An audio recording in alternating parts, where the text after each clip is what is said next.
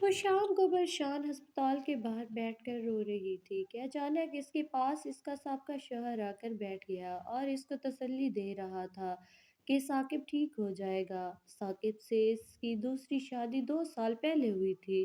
کل جب ثاقب آفس جا رہا تھا کہ راستے میں ایکسیڈنٹ ہو گیا۔ اس کی حالت بہت خراب تھی، 2 گھنٹے گزرنے کے بعد بھی ہوش نہیں آ رہا تھا۔ وہ بہت پریشان تھی اور باہر چلی گئی۔ اس کا پہلا شوہر اسے تسلیاں دے رہا تھا، رشتے میں وہ اس کا کزن لگتا تھا۔ وہ رو رہی تھی کہ نرس نے آ کر بتایا کہ اس کے شوہر کو ہوش آ گیا ہے۔ وہ بھاگتی بھاگتی اس کے پاس پہنچی اور پھر خوشی کے مارے اس کے آنسو بہنے لگے تو ثاقب نے مسکرا کر بولا، پاگل میں ٹھیک ہوں۔